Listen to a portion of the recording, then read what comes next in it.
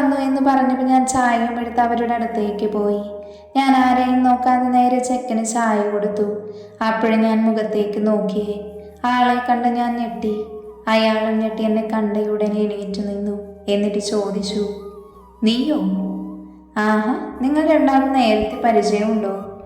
പരിചയമുള്ളൊരു ശബ്ദം കേട്ട് തുമ്പി തിരിഞ്ഞു നോക്കി. അവിടെ ആശുവിനെ കണ്ടപ്പോൾ അവളുടെ കിളികൾ മൊത്തവും എതിലൂടൊക്കെയോ പാറിപ്പോയി. ആശു, നീ എന്താ ഇവിടെ? അത് ശരി, ഏട്ടൻ പെണ്ണ് കാണാൻ പോകുമ്പോൾ അനിയത്തിയും കൂടെ വരൂലേ തുമ്പി പെണ്ണേ? ആശു കളിയായി ചോദിച്ചു. അത് കണ്ട് എല്ലാവരും പൊട്ടിച്ചിരിച്ചു. തുമ്പി എല്ലാവർക്കും ഒരു അവിഴിഞ്ഞ ചിരി പാസാക്കി. നമ്മൾ വല്യമ്മയും മോളും മൗനവ്രതത്തിലാണെന്നും കാരണം മനസ്സിലായോ? തൻ്റെ മകൾ വീട്ടുകാരേക്കാൾ ഉയർന്ന ആൾക്കാർ വന്നുകൊണ്ട് പറ്റിയില്ല. അത് തന്നെ അസൂയോ കുശുമ്പോ അങ്ങനെ എന്താണൊക്കെ അതിൻ്റെ പേര്. അല്ല ഏട്ടാ, നിങ്ങൾക്ക് രണ്ടാൾക്കും എങ്ങനെയാണ് നേരത്തെ പരിചയം? അത് പറ. അങ്ങനെ വലിയ പരിചയമൊന്നുമില്ല, 1-2 വട്ടം കണ്ടിട്ടുണ്ട്, അല്ലാതെയൊന്നുമില്ല. ഓ അങ്ങനെ. മോളെ കണ്ടപ്പോൾ തന്നെ ഞങ്ങൾ തീരുമാനിച്ചു മോളായിരിക്കും ഞങ്ങളുടെ ആദിയുടെ പെണ്ണെന്ന്. അമ്മ തുമ്പിയുടെ തലയിൽ തലോടിക്കൊണ്ട് പറഞ്ഞു. അതിന് തുമ്പി ഒരു ഇളം പുഞ്ചിരി സമ്മാനിച്ചു. തുമ്പി, നിന്നോട് ഞാൻ പറയാറില്ലേ നിന്നെ ഞാൻ എൻ്റെ ആദിയേട്ടനെ കൊണ്ട് കെട്ടിക്കുമെന്ന്? ഇപ്പം എങ്ങനെയുണ്ട് മോളെ? ആശു തോട് പൊക്കിക്കൊണ്ട് ചോദിച്ചു. അത് കേട്ടവൾ ആദിയെ നോക്കി. അവനപ്പോൾ അവളെ തന്നെ നോക്കി നിൽക്കുമായിരുന്നു. എന്നാലേ ഏട്ടനും തുമ്പിക്ക് എന്തെങ്കിലും സംസാരിക്കാനുണ്ടെങ്കിൽ ആവാം, ആഴ് കള്ളച്ചിരിയോടെ പറഞ്ഞു. എന്നാ അങ്ങനെ ആയിക്കോട്ടെ. ആശുവിൻ്റെ ഫ്രണ്ടെന്ന് പറഞ്ഞപ്പോൾ വൈകിയുമാണെന്ന് പ്രതീക്ഷിച്ചില്ല. അവളും ഞാനും ഒരുപോലെ ഞെട്ടിയിട്ടുണ്ട്. പിന്നെ സംസാരിക്കാൻ പറഞ്ഞപ്പോൾ അവൾ മുകളിലെ റൂമിൽ പോയി. അവളുടെ പിറകെ ഞാനും പോയി. റൂമിൽ കയറിയപ്പോൾ ഞാൻ എല്ലാവരും ഒന്ന് വീക്ഷിച്ചു. നല്ല ഭംഗിയുള്ളൊരു മുറി, എല്ലാം നല്ല ചിട്ടയോട് കൂടി വെച്ചിട്ടുണ്ട്. ഒരു സൈഡിൽ ഒരു ക്യാൻവാസ് ഉണ്ട്. അതിൽ പെൺകുട്ടി വീഴാൻ പോകുമ്പോൾ അവളുടെ അരയിലൂടെ പിടിച്ചു നിൽക്കുന്നൊരു ചിത്രമാണ്. അത് കണ്ടപ്പോൾ അവൻ അവളുടെ ഫസ്റ്റ് മീറ്റാണ് ഓർമ്മ വന്നത്. അവൻ്റെ ചുണ്ടിലൊരു ഇളം പുഞ്ചിരി തത്തിക്കളിച്ചു. ബാക്കിൽ നിന്നൊരു ശബ്ദം കേട്ട് അവൻ തിരിഞ്ഞു നോക്കി. വൈകിയായിരുന്നു. അവൾ ബാൽക്കണിയിലേക്കുള്ള വാതിൽക്കൽ നിൽക്കുകയാണ്. അവൾ ബാൽക്കണിയിലേക്ക്, ഞാനും അവളുടെ ഒപ്പം ബാൽക്കണിയിൽ നിന്നു. 2 പേർക്കും സ്റ്റാർട്ടിംഗ് ട്രബിൾ ഉണ്ടായിരുന്നു. കുറച്ചു നേരം 2 പേരും മൗനത്തെ കൂട്ടുപിടിച്ചു. പിന്നെ മൗനം ഭേദിച്ച് ഞാൻ സംസാരിച്ചു. നിനക്കെന്തെങ്കിലും ചോദിക്കാനുണ്ടോ? ഇല്ല. പിന്നെ ഞാൻ പറയുന്നത് ശ്രദ്ധിച്ച് കേൾക്കണം. എനിക്ക് കല്യാണത്തിന് താല്പര്യമില്ല. അതിന് ഞാൻ എൻ്റേതായ കുറച്ച് പ്രശ്നങ്ങളുണ്ട്, അതുകൊണ്ടാണ്. തുമ്പി എന്താ എന്ന നിലയിൽ ആദിയെ നോക്കി. ആദി തുടർന്നു. വീട്ടുകാർ നിർബന്ധിച്ചിട്ടാണ് ഞാൻ ഇവിടെ നിൽക്കുന്നേ. പിന്നെ ഞാൻ പറയുന്നത് ശ്രദ്ധിച്ച് കേൾക്ക്. ഏതായാലും ഈ കല്യാണം നടക്കും. പിന്നെ കല്യാണം കഴിഞ്ഞാൽ നിനക്ക് നിന്റെ വഴി, എനിക്ക് എൻ്റേതും. എൻ്റെ ഒരു കാര്യത്തിനും താൻ ഇടപെടാൻ പാടില്ല. ഞാൻ പറഞ്ഞത് തനിക്ക് മനസ്സിലായല്ലോ? ഓക്കെ എന്നാ ഞാൻ പോയി എന്ന് പറഞ്ഞവൻ പോയി.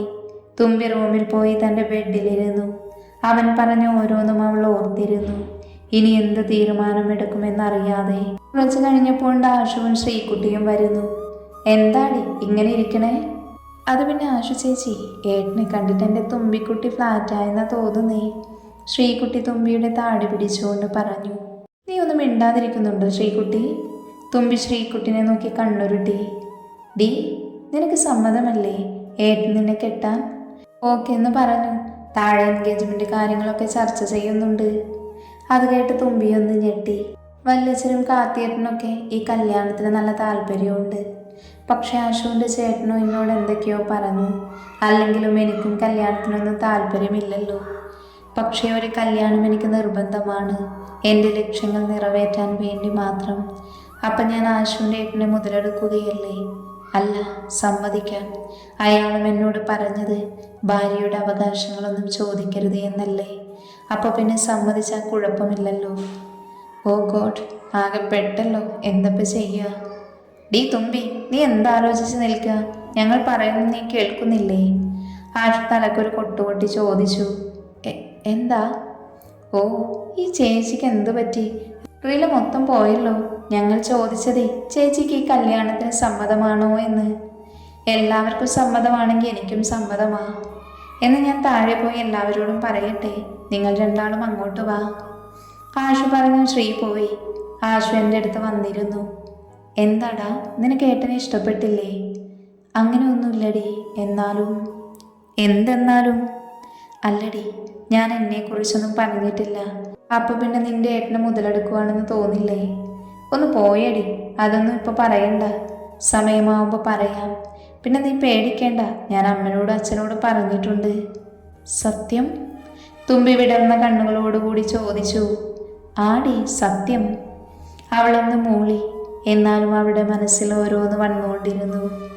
അല്ലടി, നീ എന്നാ ഏട്ടനെ കണ്ടേ? അത് ശരിക്കൊന്നും പറഞ്ഞില്ലല്ലോ. അത് പിന്നെ നീ പറവണ്ണേ. തുമ്പി ആദിയെ കണ്ടതൊക്കെ അതുപോലെ അങ്ങ് പറഞ്ഞു കൊടുത്തു. അത് കേട്ട് ആശു ഭയങ്കര ചിരിയായിരുന്നു. പിന്നെ അവർ രണ്ടുപേരും താഴേക്ക് പോയി. അടുത്ത ഞായറാഴ്ചയാണ് നിശ്ചയമെന്ന് തീരുമാനിച്ചു. എന്നിട്ട് അവർ പോയി. പോകുമ്പോൾ ആദ്യമൊന്ന് തിരിഞ്ഞു നോക്കി. ഒരു കള്ളച്ചിരി ചിരിച്ചുകൊണ്ട് ഒറ്റ കണ്ണിറുക്കി. അത് കണ്ട് അന്തം വിട്ട് നിൽക്കുകയാണ് നമ്മുടെ തുമ്പി. എൻ്റെ ദൈവമേ, ഇയാളുടെ സ്വഭാവം മനസ്സിലാവുന്നില്ലല്ലോ എൻ്റെ ഈശ്വര. അങ്ങനെ ദിവസങ്ങൾ ഓടിമറഞ്ഞു പോയി. നാളെയാണ് നിശ്ചയം. ഇതിനിടെ ഡ്രസ്സൊക്കെ അവർ പോയി എടുത്തു. രാത്രി ആദ്യം അവൻ്റെ റൂമിൽ ബാൽക്കണിയിൽ ഓരോന്നോർത്തിരിക്കുകയായിരുന്നു. അപ്പോഴാണ് ആശു അങ്ങോട്ട് വന്നത്. എന്താണ് ബ്രോ ഇങ്ങനെ ഇരിക്കുന്നേ? എൻ്റെ തുമ്പിക്കുട്ടിനെ ഓർത്തിരിക്കുവാണോ? ആശു പിരികമ്പൊക്കെ ചോദിച്ചു. ഒന്ന് പോടി, അതൊന്നുമല്ല, വെറുതെ ഇരുന്നതാ. ഓഹോ, പിന്നെ ഏട്ടൻ ഹാപ്പി അല്ലേ? എന്താ ഇപ്പം ഇങ്ങനൊരു ചോദ്യം? അല്ല, തുമ്പിയുമായിട്ടുള്ള വിവാഹം ഞാനും അമ്മയൊക്കെ നിർബന്ധിച്ചിട്ടല്ലേ? അതിന് ഏട്ടൻ ഞങ്ങളോടൊക്കെ ദേഷ്യമുണ്ടോന്ന്? എൻ്റെ പൊന്നാശുക്കുട്ടി, എന്തെങ്കിലും ആരെങ്കിലുമൊക്കെ കെട്ടണം. അപ്പോൾ പിന്നെ ഇത് സമ്മതിച്ചു, അത്രേ ഉള്ളൂ. അപ്പം ഏട്ടൻ തുമ്പിനെ ഇഷ്ടപ്പെട്ടിട്ടില്ലേ? അങ്ങനെ ഞാൻ പറഞ്ഞു. പിന്നെ ഇഷ്ടപ്പെട്ടോ എന്ന് ചോദിച്ചാൽ ഇഷ്ടപ്പെട്ടു, ഡ്രസ്സിങ് ഒഴികെ. അത് നമുക്കിവിടെ വന്നിട്ട് മാറ്റാലോ. മാറ്റണം. അപ്പം ഏട്ടൻ പ്രണയം തോന്നിയോ? ഇല്ലേ? ഇല്ല, കാണുമ്പോൾ തന്നെ ഇഷ്ടപ്പെടാൻ ഇത് സിനിമയൊന്നുമല്ലല്ലോ, ജീവിതമല്ലേ. പ്രണയം തോന്നാൻ ഇനിയും കാലം നീണ്ടു നിവർന്ന് കിടക്കുവല്ലേ. എനിക്കുറപ്പാ പെട്ടെന്ന് തന്നെ ഏട്ടൻ തുമ്പിയോട് പ്രണയം തോന്നും. നിനക്ക് അത്ര ഉറപ്പാണോ? യെസ്, 100%. അതെന്താണെന്ന് അറിയുമോ? ഇല്ല, എന്താ പറ. അവൾ ഏട്ടനെ പോലെ തന്നെയാ. ആണോ? അവളെ സംസാരവും ഐഡിയാസും ഇഷ്ടങ്ങളും അങ്ങനെയൊക്കെ. ആണോ? നീ എന്തെങ്കിലുമൊക്കെ ഒരു ഉദാഹരണം പറ. ഓക്കെ, ഏട്ടൻ്റെ ഫേവറേറ്റ് കളർ എന്താ? ബ്ലാക്ക്. അവളുടേതും ബ്ലാക്ക് തന്നെയാ. എങ്ങനത്തെ സോങ്സാണ് ഇഷ്ടം? മലയാളം മെലഡി. അവൾക്കും അതെ. ഫുഡ്? Street food. അവൾക്കും അതാണോ? അതെ, അങ്ങനെ പലതുമുണ്ട്. പക്ഷേ ഡ്രസ്സിങ്ങോ? അവൾ നാടനാണ്, എനിക്ക് മോഡേൺ ആണല്ലോ ഇഷ്ടം. അത് മാത്രമല്ലേ, അത് നമുക്ക് ശരിയാക്കാന്നേ. ആശു ഒന്ന് പരുങ്ങിക്കൊണ്ട് പറഞ്ഞു. അതിനവൻ അമർത്തിയൊന്ന് മൂളി. അപ്പം തന്നെ ആദ്യയുടെ ഫോൺ റിങ് ചെയ്തു. ഡിസ്പ്ലേയിൽ കണ്ട പേര് പ്രിയ. അത് വന്നപ്പോൾ അവൻ ആശുവിനെ റൂമിൽ നിന്ന് പോവാൻ പറഞ്ഞിട്ട് അവൻ ഫോൺ അറ്റൻഡ് ചെയ്ത് ചെവിയിൽ വെച്ചു. രാവിലെ എണീറ്റ് ഞാനും ശ്രീകുട്ടിയും അമ്പലത്തിൽ പോയി. തൊഴുതു വന്നു. എന്നിട്ട് റെഡിയാവാൻ നിന്നു. ശ്രീകുട്ടിയും സഹായിക്കാൻ നിന്നു. ഗോൾഡൻ കളർ സെറ്റ് സാരിയും മെറൂൺ ബ്ലൗസുമാണ്. അതിലേക്ക് മാച്ചായിട്ടുള്ള വളകളും നെക്ലേസുമാണ്. പിന്നെ മുടി മെടഞ്ഞിട്ട് മുല്ലപ്പൂ വെച്ച് മിതമായ മേക്കപ്പുമാണ് ചെയ്തത്. ശ്രീകുട്ടിയൊക്കെ ഓരോന്ന് പറഞ്ഞ് കളിയാക്കാൻ നിന്നു. വല്യമ്മയും ചേച്ചിയുടെയും മുഖം ഒരു കൊട്ട കണക്കിനായിട്ടുണ്ട്. കുറച്ചു കഴിഞ്ഞപ്പോൾ അവരെല്ലാവരും വന്നു. ശ്രീകുട്ടിയൊക്കെ മുറ്റത്ത് നിർമ്മിച്ച സ്റ്റേജിലേക്ക് കൊണ്ടുപോയി. ആശുവിൻ്റെ ചേട്ടനൊരു മെറൂൺ കളർ ഷർട്ടും ഗോൾഡൻ കളറുള്ള മുണ്ടുമാണ് ഉടുത്തത്. ഒരു നിമിഷം ഞങ്ങൾ രണ്ടുപേരുടെയും കണ്ണുകൾ തമ്മിൽ ഉടക്കി. അണിഞ്ഞൊരുങ്ങി അവൾ സ്റ്റേജിലേക്ക് വന്നപ്പോൾ ഏതോ മായാലോകത്തെന്ന പോൽ അവൾ തറഞ്ഞു നിന്നു. അവളിൽ നിന്ന് കണ്ണെടുക്കാൻ തോന്നിയില്ല. ഒരു മായാലോകത്തേക്ക് എത്തിയതുപോലെ തോന്നി. മിതമായ മേക്കപ്പാണ് ചെയ്തതെങ്കിലും കണ്ടിട്ട് ഒരു ദേവതയെ പോലെ ഉണ്ടായിരുന്നു. ആരവിൻ്റെ ആക്കിച്ചുമ കേട്ടിട്ടാണ് ഞാൻ സ്വബോധത്തിലേക്ക് വന്നത്. അപ്പോഴേക്കും അവൾ എൻ്റെ അടുത്തെത്തിയിരുന്നു. പിന്നെ രണ്ടുപേരും പേരെഴുതി റിങ് ഇട്ടുകൊടുത്തു. ഏട്ടനും ഏട്ടത്തിക്കും മോൾക്കും 2 ആഴ്ച കഴിഞ്ഞ് അമേരിക്കയിലേക്ക് പോകണം. അതുകൊണ്ട് കല്യാണം അടുത്ത ആഴ്ച നടത്താൻ തീരുമാനിച്ചു. അത് കഴിഞ്ഞിട്ട് പിന്നെ ചറപറ ഫോട്ടോ എടുക്കലായിരുന്നു. പിന്നെ എല്ലാവരും സദ്യ കഴിച്ചു. വളരെ കുറച്ച് പേര് മാത്രമേ ഉണ്ടായിരുന്നുള്ളൂ. അത് കഴിഞ്ഞ് കാരണവന്മാരുടെ കല്യാണത്തെക്കുറിച്ച് ചർച്ച ചെയ്തു. ആ ബ്രോ, ഇവിടെ നിൽക്കുവാണോ? വാ, നമുക്ക് മുകളിലേക്ക് പോവാം. ഇവിടെ ഓൾറെഡി സംസാരിച്ചിരിക്കട്ടെ. അങ്ങോട്ടേക്ക് വന്ന ആരു പറഞ്ഞു. എനിക്ക് ബോറടിക്കുന്നു. വാ. അവർ നേരെ പോയത് തുമ്പിയുടെ റൂമിലേക്കാണ്. ആശുവും തുമ്പിയും ശ്രീകുട്ടിയും സംസാരിച്ചിരിക്കുമായിരുന്നു. എൻ്റെ ചേച്ചി, എൻ്റെ അമ്മ തന്നെയല്ലേ അത്? അപ്പുറത്ത് നിന്ന് ചിരിച്ചുകൊണ്ട് ആശുവിൻ്റെ അമ്മയോട് സംസാരിക്കുന്ന വല്യമ്മനെ കണ്ട് ചോദിച്ചു. അതെ, അതെന്താ നീ അങ്ങനെ പറഞ്ഞേ? അത് പിന്നെ ആശു ചേച്ചി, എൻ്റെ അമ്മയ്ക്ക് തുമ്പി ചേച്ചിക്ക് എന്തെങ്കിലും നല്ല കാര്യം വന്നാൽ പിടിക്കില്ലല്ലോ. പക്ഷേ ഇപ്പം നോക്ക്, എന്ത് സന്തോഷത്തിലാ. അത് ശരിയാണല്ലോ, നിന്റെ അമ്മയ്ക്ക് വലിയ വട്ടും വന്നോടി. എൻ്റെ സംശയവും അതാണ്. ഡി, രണ്ടും കൂടി എന്താ പറയുന്നേ? വന്ന് മൂത്തവരോടൊരു ബഹുമാനവുമില്ല. ഈ സംഭാഷണം കേട്ടുകൊണ്ട് നിന്ന തുമ്പി രണ്ടിൻ്റെയും ചെവി പിടിച്ച് തിരിച്ചു. ആ വിടി ചേച്ചി, നോവുന്നു. ഇനി അങ്ങനെ പറയുമോ? ഇല്ല. ഗുഡ്. ഈ ചേച്ചീൻ്റെ പ്രശ്നം ഇതാണ്. ചേച്ചി ആര് വഴക്ക് പറഞ്ഞാൽ അത് കേട്ടുകൊണ്ട് നിൽക്കും, ഒന്നും തിരിച്ചു പറയില്ല. എന്നാൽ എത്ര ആയാലും അവരോട് ഒടുക്കത്തെ ബഹുമാനവും. അത് ശരിയാ. അപ്പോഴാണ് ആശുവിൻ്റെ ഫോണിൽ ഒരു മെസ്സേജ് വന്നത്. ആയുവിൻ്റെയാണ്. അത് വായിച്ചവൾ തുമ്പിനെയും ശ്രീകുട്ടിയെയും കൂട്ടി മേലേക്ക് പോയി.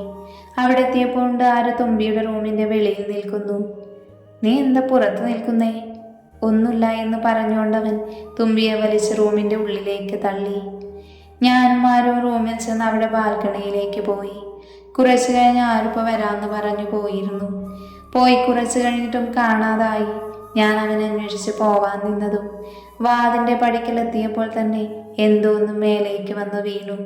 പെട്ടെന്നുള്ള വീഴ്ചയായതുകൊണ്ട് ബാലൻസ് കിട്ടിയില്ല. വന്നയാളെയും കൊണ്ട് ഇതാ പോകുന്നു നിലത്തേക്ക്. വന്നയാൾ 4 തെറി വിളിക്കാൻ നോക്കുമ്പോഴാ ആളെ ശ്രദ്ധിക്കുന്നേ. എൻ്റെ വധു തന്നെ വൈക. ദേഷ്യം വന്നാലും അവളുടെ മുഖം കണ്ടിട്ട് ചിരി വരുന്നുണ്ട്. പേടിച്ചോരോ എക്സ്പ്രഷൻ ഇട്ട് നിൽക്കുവാണ്. എവിടുന്ന് ഒരു അശരീരി കേട്ടപ്പോൾ ഞങ്ങൾ രണ്ടും ഡോറിലേക്ക് നോക്കി. ആശുവും ആരും ശ്രീകുട്ടിയുമായിരുന്നു. 3 വിളിച്ചുകൊണ്ട് നിൽക്കുവാണ്. അപ്പോൾ ബ്രോ, കുറച്ചു നേരം അവിടെ റൊമാൻസ് കളിച്ചിരിക്കെ ഞങ്ങൾ ഈ റൂമൊന്ന് പുറത്തുനിന്ന് പൂട്ടുന്നുണ്ട്. 1/2 മണിക്കൂർ കഴിഞ്ഞ് തുറന്നു തരാമേ. ഞങ്ങൾ മറുപടി പോലും കേൾക്കാതെ വാതിലടച്ചവർ പോയിരുന്നു. അവർ പോയത് ഞാൻ വൈകനെ നോക്കിയപ്പോൾ അവൾ എന്നെ ദയനീയമായി നോക്കുന്നുണ്ട്. അല്ല, എൻ്റെ മേലെ കിടക്കാൻ അത്രയ്ക്ക് സുഖമുണ്ടോ നിനക്ക് എന്ന് ഞാൻ പറഞ്ഞപ്പോഴാണ് അവൾ ശ്രദ്ധിച്ചത്. അപ്പോൾ തന്നെ അവൾ എണീക്കാൻ നിന്നതും. പക്ഷേ അബദ്ധത്തിൽ എൻ്റെ കൈ അവളുടെ വയറിൻ്റെ മീതെ ആയിരുന്നു. അതുകൊണ്ട് തന്നെ എണീക്കുന്നതിനേക്കാൾ സ്പീഡിൽ അവൾ എൻ്റെ മേലേക്ക് വീണു. വന്നപ്പോൾ അറിയാതെ അവളുടെ അതരം എൻ്റെ അതരത്തിൽ പതിയെ ഒന്ന് തട്ടി. അതരങ്ങൾ തമ്മിൽ കൂട്ടിമുട്ടിയതും 2 പേരും തറഞ്ഞു നിന്നു. കണ്ണുകൾ തമ്മിലുടക്കി. ആദ്യം അവൾ ഒന്നുകൂടെ ചേർത്ത് പിടിച്ച് അവളെ അതരങ്ങളിലേക്ക് അവൻ്റെ അതരം ചേർത്തു. അവൻ മൃദുവായി അവളുടെ അതരമൊന്ന് നുകർന്നു. അവൻ്റെ കൈകൾ അവളുടെ ബ്ലൗസിനിടയിലൂടെ അവളുടെ വയറിൽ അമർന്നു. ആദ്യം തുമ്പി അവനിൽ നിന്ന് കുറെ കുതറി മാറാൻ ശ്രമിച്ചു. പതിയെ അവളും ആ ശ്രമം ഉപേക്ഷിച്ചു. അവൻ്റെ ചുംബനത്തിൽ ലയിച്ചു പോയി. 2 പേർക്കും എന്താ പറ്റിയതെന്നറിയില്ല. ഒരു മായാലോകത്തേക്ക് എത്തിയ പോലെ ആയിരുന്നു. കുറച്ച് കഴിഞ്ഞപ്പോൾ അവൻ അവളെ മോചിപ്പിച്ചു. 2 പേർക്കും മുഖത്തേക്ക് നോക്കാൻ ചമ്മലായി. അവൻ അവൻ്റെ കൈ പതിയെ അയച്ചു. അവൾ വേഗം അവൻ്റെ മേലെ എണീറ്റു നിന്നു. അവനും എണീറ്റു. 2 പേരും പരസ്പരം നോക്കിയില്ല. അവൾ കട്ടിലിൽ ചെന്നിരുന്നു. അവനെ നോക്കിയതേയില്ല. തല താഴ്ത്തിയാണ് ഇരിപ്പ്. അവൻ്റെ അവസ്ഥയും മറിച്ചല്ലായിരുന്നു. അവൾ വരച്ച കുറേ ചിത്രങ്ങൾ ഉണ്ടായിരുന്നു അവിടെ. അതോരോന്നും അത്ഭുതത്തോടെ നോക്കിക്കൊണ്ടിരുന്നു. അവൻ ആദ്യമായിട്ട് അവളോട് അസൂയ തോന്നി. തനിക്കും ഇങ്ങനെ ഒരു കഴിവുണ്ടായിരുന്നുവെങ്കിൽ എന്ന് അവൻ ആശിച്ചു. അത്രയും ഭംഗിയായിരുന്നു ഓരോ ചിത്രത്തിനും. ഓരോ നോക്കിക്കൊണ്ടിരുന്നപ്പോഴാണ് മേശമേൽ ഡ്രോയിങ് ബുക്ക് ഉണ്ടായിരുന്ന കണ്ടത്. അവനതെടുത്ത് ഓരോന്ന് നോക്കാൻ തുടങ്ങി. ആദ്യത്തെ പേജിൽ 2 പേരുടെ നടുവിൽ നിൽക്കുന്ന വൈക. അത് അവളുടെ അച്ഛനും അമ്മയും ആണെന്ന് മനസ്സിലായി. അവൻ ഓരോ പേജുകളായി മറിക്കാൻ തുടങ്ങി. അതിൽ അവൾക്ക് വേണ്ടപ്പെട്ടവരുടെ എല്ലാം ചിത്രം വരച്ചിട്ടുണ്ട്. കൂടുതലും ആശുവിൻ്റെയും ശ്രീകുട്ടിയുടെയും ആയിരുന്നു. പിന്നെ അറിയാത്ത ഒരാൾ കൂടെ ഉണ്ടായിരുന്നു. അതിലവൻ ആരാണെന്ന് ചോദിക്കണമെന്നുണ്ട്. പിന്നെ തൻ്റെ ഈഗോ കാരണം വേണ്ടെന്ന് വെച്ചു. തുമ്പി ആദ്യയുടെ മുഖത്ത് എങ്ങനെ നോക്കുമെന്നറിയാതെ അവൾ ബെഡിലിരിക്കുവാണ്. പിന്നെ ആദ്യം എന്താ ചെയ്യുന്നതെന്ന് നോക്കിയപ്പോൾ അവളുടെ ഡ്രോയിങ് ബുക്ക് നോക്കുന്നത് കണ്ടവൻ. അത് കണ്ടപ്പോൾ തന്നെ അവൾ അറിയാതെ അയ്യോ എന്ന് പറഞ്ഞവൾ ബെഡിൽ നിന്ന് എണീറ്റു. അത് കേട്ട് ഞെട്ടിക്കൊണ്ട് ആദ്യ കലിപ്പിൽ ചോദിച്ചു, എന്താടി? ഒന്നുമില്ല. പിന്നെന്തിനാ അലറുന്നേ? അത് പിന്നെ ആ ബുക്കിംഗ് താ എന്ന് പറഞ്ഞവൾ ആദിക്ക് നേരെ കൈ നീട്ടി. ഞാൻ മുഴുവൻ കണ്ടിട്ട് തരാം. വേണ്ട, ഇങ്ങോട്ട് താ. ഇല്ലെങ്കിൽ പ്ലീസ്. പോടി, എനിക്ക് നിൻ്റെ ഒരു പ്ലീസും കേൾക്കണ്ട. അയ്യോ പണിവാളിയല്ലോ, എന്താ ചെയ്യാ? അതുകൊണ്ട് ഞാനാകെ നാണം കേടും. ദൈവമേ, എന്താപ്പോ? തുമ്പി മനസ്സിൽ വിചാരിച്ചു കഴിയുന്നതിന് മുൻപ് തന്നെ ആദ്യ അടുത്ത പേജ് മറിച്ചിരുന്നു. അത് മറിച്ചപ്പോൾ കണ്ട ചിത്രം തന്നെ അത്ഭുതം കൊണ്ട് അവൻ്റെ കണ്ണുകൾ വിടർന്നു. അവൻ തുമ്പിനെ ഒന്ന് നോക്കി. അവൾ അവനെ നോക്കി ഒരു വളിച്ച ചിരി കൊടുത്തു. ആദ്യ അടുത്ത പേജും ഓരോന്ന് മറിച്ചു നോക്കി. അവൻ്റെ മിഴികൾ വിടർന്നു. അതിൽ കുറേ ചിത്രങ്ങൾ തുമ്പിയും ആദ്യം കണ്ടുമുട്ടിയ സന്ദർഭങ്ങളൊക്കെ ഉണ്ടായിരുന്നു. പിന്നെ കുറച്ച് അവൻ്റെ ഒറ്റക്കുള്ളതും. അവൻ ബുക്ക് മേശമേൽ വെച്ചു. എന്നിട്ട് അവൻ തുമ്പിയുടെ അടുത്തേക്ക് മീശ പിരിച്ചുകൊണ്ട് നടന്നു വന്നു. അവൾ അതിനനുസരിച്ച് പിന്നോട്ട് നീങ്ങി. പെട്ടെന്നാണ് അവൻ അവളെ വലിച്ച് നെഞ്ചിലേക്ക് ഇട്ടത്. തുമ്പിയുടെ അരയിലൂടെ കൈയിട്ട് അടുത്തേക്ക് ചേർത്തു. തുമ്പിയാകെ ഞെട്ടിത്തരിച്ച് നിന്നു. കുറെ കുതറി നോക്കി. അവൻ്റെ കൈകരുത്തിന് മുൻപിൽ അവൾക്കൊന്നും ചെയ്യാൻ പറ്റിയില്ല. എന്താ അത്? ഏത്? തുമ്പിക്ക് പേടിച്ചിട്ട് മര്യാദയ്ക്ക് സംസാരിക്കാൻ പോലും കഴിയുന്നുണ്ടായിരുന്നില്ല. എൻ്റെ ചിത്രം എന്തിനാ വരച്ചേന്ന്? ഒന്നുമില്ല. ഒന്നുമില്ലേ? ഇല്ല. പ്രണയമാണോ എന്നോട്? അല്ല എന്നവൾ തലയാട്ടി. പിന്നെ എന്തിനാ വരച്ചേ? വരക്കാൻ തോന്നി. വെറുതെ ഒരാൾ അങ്ങോട്ട് വരക്കൂ? അവളൊന്ന് മൂളി. പെട്ടെന്നാണ് സൗണ്ട് കേട്ടത്. വാതിൽ തുറന്ന ആരും ആശവും ഉണ്ടായിരുന്നു. അപ്പം തന്നെ അവൻ അവളെ പിടിവിട്ടു. സോറി ബ്രോ, ഇവിടെ റൊമാൻസ് ആണെന്ന് അറിഞ്ഞില്ല. പോടാ. ചമ്മൽ മറച്ചുകൊണ്ട് ആദ്യം അവരെ ചീത്ത പറഞ്ഞു. ഞങ്ങൾ പോയേക്കാവേ. പക്ഷെ ഞങ്ങൾ മാത്രമല്ല, ഏട്ടനും പോവാൻ സമയമായി. ബാക്കി റൊമാൻസൊക്കെ തുമ്പി വീട്ടിലെത്തിയിട്ട്. ആശ പറഞ്ഞ് പിന്നെയും അവരോരോന്ന് പറഞ്ഞ് കളിയാക്കി. അതൊക്കെ കഴിഞ്ഞ് ഞങ്ങൾ വീട്ടിലേക്ക് പോയി. പിറ്റേന്ന് രാവിലെ എല്ലാവരും ഫുഡ് കഴിക്കാനിരിക്കുമായിരുന്നു. അപ്പോഴാദ്യക്കൊരു കോള് വന്നത്. അതിലറിഞ്ഞ വാർത്ത കേട്ടിട്ട് ആദ്യക്ക് സന്തോഷമായി. അവൻ ഫോൺ കട്ട് ചെയ്ത് എല്ലാവരുടെ അടുത്തേക്ക് ഇരുന്നു. അമ്മ, നാളെ എൻ്റെ ഒരു ഫ്രണ്ട് വരും. ഏത് ഫ്രണ്ട്? എല്ലാവരും ഒരേ ശബ്ദത്തിൽ ചോദിച്ചു. എൻ്റെ സിദ്ധ് എന്ന സിദ്ധാർത്ഥ്. ഓഹോ, നാളെയെങ്കിലും ആ മുതലിനെ കാണാലോ. കുറേയായി കേൾക്കാൻ തുടങ്ങിയിട്ട്. എന്തിനാടി? വളക്കാൻ വല്ല ഉദ്ദേശമുണ്ടോ? കാണാൻ കൊള്ളാമെങ്കിൽ ഒരു കൈ നോക്കാമായിരുന്നു. ആശുരു വളിച്ചെളിയോടെ പറഞ്ഞു. ഡിഡി, എവിടേക്ക് രണ്ടും പറഞ്ഞു പോകുന്നേ? ഓ, അതിനവളൊന്ന് ഇളിച്ചു കാണിച്ചു. എത്ര നാളുണ്ടാവും ഏട്ടാ? ഇനി കുറച്ച് ദിവസം ഉണ്ടാവുന്നേ. നമ്മൾ ആരെങ്കിലും കൊണ്ടുവരാൻ നിൽക്കണോ? വേണ്ടേട്ടാ, അവൻ ഒറ്റയ്ക്ക് ട്രിപ്പ് പോയി വരുന്ന വഴിയാ. അവൻ ഒറ്റയ്ക്ക് വന്നോളും. പിന്നെയും അവർ കുറച്ചു നേരം സംസാരിച്ചിരുന്നു. ആദ്യക്ക് UK പഠിക്കാൻ പോയപ്പോൾ കിട്ടിയ ഒരു ഫ്രണ്ടാണ് സിദ്ധ്. ബാംഗ്ലൂരാണ് വീട്. ഇപ്പം തൻ്റെ ബാംഗ്ലൂരത്തെ കമ്പനി നോക്കി നടത്തുന്നു. രാവിലത്തെ പണിയൊക്കെ കഴിഞ്ഞ് റൂമിലിരിക്കുകയാണ് തുമ്പി. അവൾ ഓരോന്ന് ആലോചിച്ചിരുന്നു. തനിക്ക് എന്തൊക്കെ പരീക്ഷണങ്ങളാണ് എന്നറിയില്ല. എൻ്റെ ദൈവമേ, ഒക്കെ നല്ല രീതിയിൽ കഴിയണേ. എന്തൊക്കെയാവും എന്തോ അവൾ പിന്നെയും ആലോചിച്ചു. പെട്ടെന്നെന്തോ ഓർത്ത് അവൾ ഫോണെടുത്ത് അതിലാദ്യമായിട്ട് സേവ് ചെയ്ത നമ്പർ ഡയൽ ചെയ്തു. കുറേ നേരം സംസാരിച്ചു. എന്നിട്ട് ഫോൺ വെച്ചു. ആദ്യേട്ടനെന്ന് പറഞ്ഞ് നമ്മളെ നായകനല്ലാട്ടോ, ഇത് ആദിത്യൻ. ഇവരുടെ നാട്ടിലുള്ള തുമ്പിക്ക് വലിയ കാര്യമായാണ് ഇയാളെ. നല്ല കൂട്ടാണ്. ഈ നാട്ടുകാർക്ക് എല്ലാവർക്കും അറിയാം. ഇപ്പം മുംബൈയിൽ വർക്ക് ചെയ്യുന്നു. ഇങ്ങോട്ടേക്കൊരു വർഷമായിട്ട് വരാറേയില്ല. കാരണം ആദ്യേട്ടൻ അമ്മ മാത്രമേ ഉണ്ടായിരുന്നുള്ളൂ. കഴിഞ്ഞ വർഷം അമ്മ മരിച്ചു. അതുകൊണ്ട് ഇങ്ങോട്ട് വരാറില്ല. ഇപ്പം കല്യാണത്തിന് വിളിച്ചതാണ്. ബട്ട് വരില്ലെന്ന് പറഞ്ഞു. അവിടെ തിരക്കിലാണെന്ന്. പിന്നെ അടുത്ത ആൾക്ക് വിളിച്ചു, സിദ്ധുവേട്ടനെന്ന നമ്പറിലേക്ക്. ബട്ട് കോൾ എടുത്തില്ല. ഇത് ഭയങ്കര കഷ്ടമാണല്ലോ. എത്ര ദിവസമായി ഫോൺ എടുത്തിട്ട്. ഇങ്ങോട്ട് വിളിക്കട്ടെ, അപ്പോൾ കാണിച്ചു കൊടുക്കുന്നുണ്ട് ഞാൻ. തുമ്പി സ്വയം പിറുപിറുത്തു.